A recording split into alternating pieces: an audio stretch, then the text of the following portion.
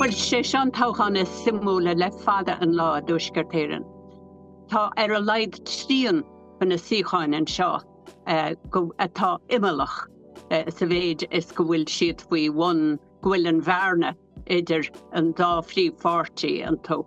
faoi bhain 3,000 vóta ach go cinnte tá caint ar an DUP a bheith droblóide dríthíáin agus ceannacú sin tharbheith táhachtach agus cinúnach sin é síocháin an cheannara ratha atá ar an DUP Gavin Robinson in etar bhil firste. Ní ráach 1,800 vóta go araspár agus an ar Naomi Long ceannara fáirtí na cóthúlaíochta an uair dhearú agus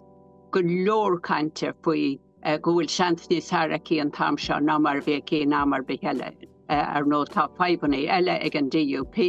an pártaí an níos le brí margheall ar scanal Jeffrey Donaldson agus iad a droblóid freisin mar go bhfuil an bhóta aontachtach scoiltithe ag an TUV atá tharbheith míthasta leis an margó a rinne Jeffrey Donaldson agus Gavin Robinson le fiú ar Stormont nuair a chhlaach siad leis an teorann na Muiréireann. Ní hamháin go bhféadfadh Gavin Robinson a híchan a chailún teach ceistúnaí an sin faoin na cheannaireacht ar an bártaí agus céalachas aige sin ní hamháin den DUP ach béidir fiúin go heasmhacht Stormont.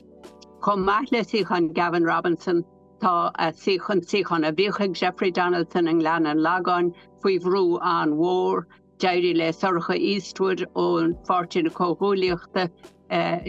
Black mór a bhaint as mór of Jeffrey Donaldson an uair dhearú agus creidtar go bhfuil seans níos a bheith aici an tam seo. Agus tá an tríú síocháin éintrim heas tá ar ará go bhfuil an DUP a droblóid an sin síocháin Paul Gervin a muil anmhór ó Robin Swan an tír ar a sláinte de chuid an UUP go leor faibanna ag an DUP. nó má chaileann an DUP síocháin agus go gcoinneann sin féin a stór héin bheidh siad ar an bártaí is mó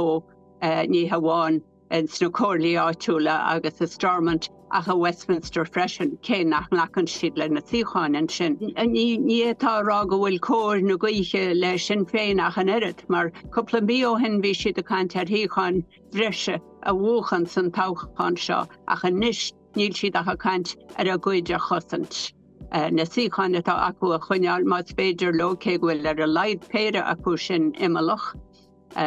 agus féidir a scíor gan bhóta a bhéadú ach níl siad ullmhiúnach faoin táchaán seo.